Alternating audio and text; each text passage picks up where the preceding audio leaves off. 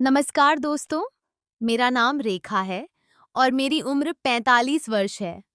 दोस्तों, आज मैं आप सभी के साथ अपनी जीवन कहानी साझा करना चाहती हूँ। मेरी शादी को महज 2 साल ही हुए थे कि ईश्वर ने मुझसे सब कुछ छीन लिया। मेरे पति राहुल इस दुनिया से चले गए और मुझे अकेला छोड़ गए।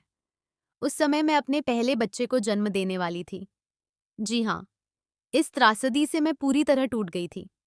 पिछले 17 वर्षों से मैं विधवा के रूप में रह रही हूँ और अपने बेटे अमन का पालन पोषण अकेले कर रही हूँ। राहुल के जाने के बाद मैंने निश्चय किया कि मैं अपना सारा ध्यान और प्यार सिर्फ अपने बेटे को ही दूंगी। दूसरी शादी का ख्याल तो मेरे मन में कभी आया ही नहीं। ईश्वर का शुक्र है कि मुझे कभी पैसों की कमी नहीं हुई। मेरे माता पिता दोनों का देहांत हो चुका था और मैं उनकी इकलौती संतान थी। मुझे इसीलिए मुझे उनकी सारी संपत्ति विरासत में मिली। इस संपत्ति की मदद से मैं हर 6 महीने में अमन को पैसे देती थी। मैंने अमन को शहर के सबसे अच्छे स्कूल में पढ़ाया। हर गर्मी की छुट्टियों में हम अलग-अलग जगहों पर घूमने जाते थे।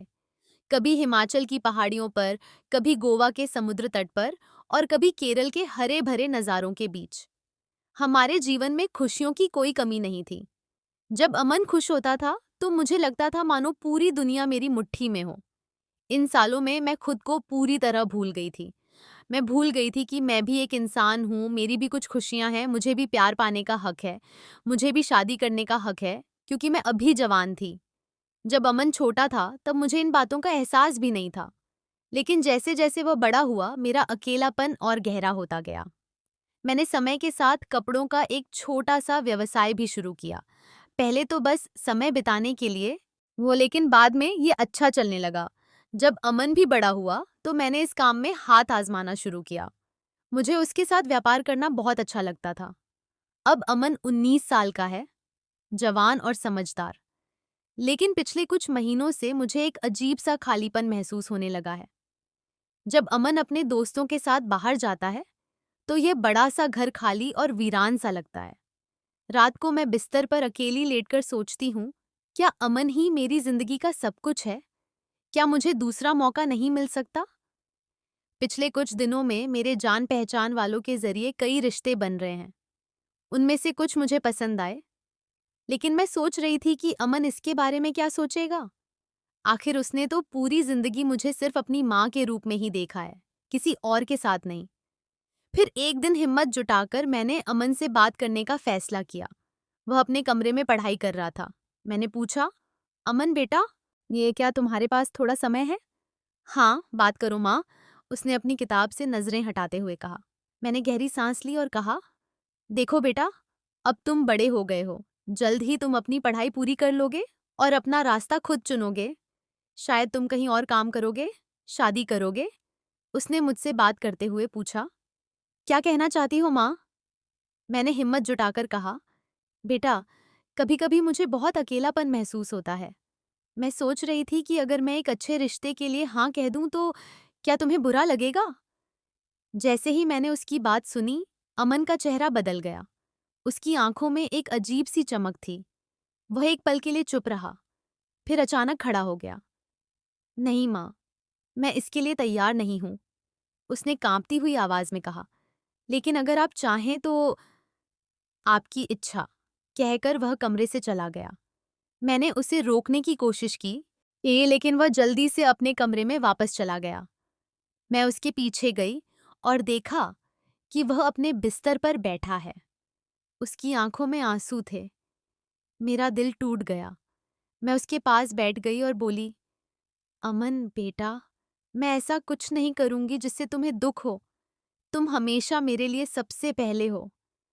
मैंने उसे अपनी बाहों में भर लिया और उसके बालों को ऐसे सहलाने लगी जैसे वह अभी भी मेरा छोटा बच्चा हो। धीरे धीरे उसका दर्द कम हो गया। माँ, मुझे माफ कर दो, उसने अपने आंसू पोंछते हुए कहा। मैं आपको दुखी नहीं देख सकता, लेकिन मुझे समय चाहिए।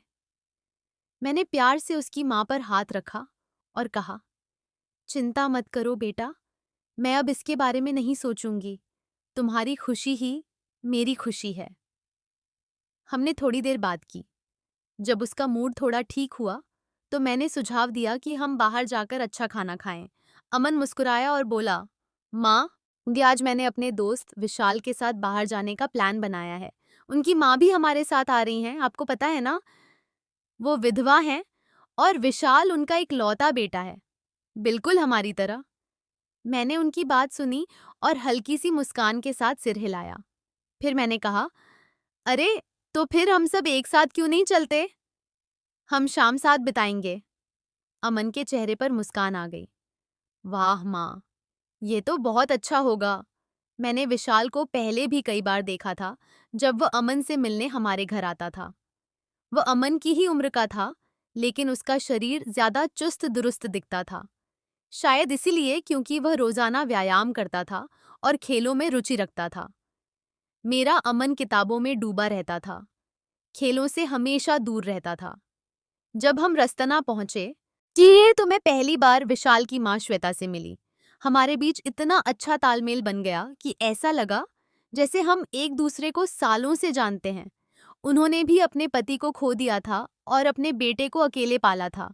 हमारी कहानियां इतनी मिलती जुलती थीं कि हम पूरी शाम बातें करते रहे।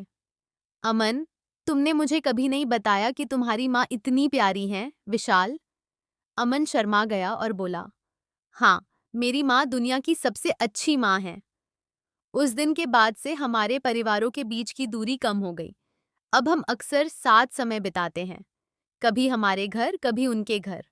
श्वेता और मैं इतनी अच्छी दोस्त बन गईं कि लोग हमें बहनें समझने लगे। एक दिन चाय पीते हुए श्वेता ने रेखा से पूछा, क्या तुमने कभी मेरी तरह दोबारा शादी करने के बारे में सोचा है? मैंने सोचा तो था, लेकिन अमन को पसंद नहीं आया। मैंने अपने दिल की बात कह दी। श्वेता ने बेझिझक सिर हिलाया। विशाल भी ऐसा ही है। जब भी मैं इस बारे में बात करती, वह मुझे हंसा देता। हम दोनों हंसते और देखते कि हमारे बेटे कितने एक जैसे हैं। लेकिन धीरे धीरे मुझे कुछ अजीब बातें नजर आने लगीं। जब भी हम सब साथ होते, मैं देखती कि विशाल की नजर अक्सर मेरे आम और लीची पर रहती थी। पहले तो मैंने इसे नजरअंदाज कर दिया, लेकिन फिर मुझे एहसास हुआ कि उसकी नजर ज्यादातर मेरे शरीर के ऊपरी हिस्से पर रहती थी।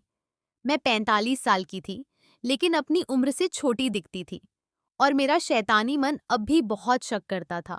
इतना ही नहीं, मुझे ये भी पता चला कि अमन भी श्वेता को उसी तरह देखता था। उसकी नज़र भी श्वेता के खूबसूरत अंगों पर रहती थी। श्वेता भी अपनी उम्र को देखते हुए बहुत शक करती थी।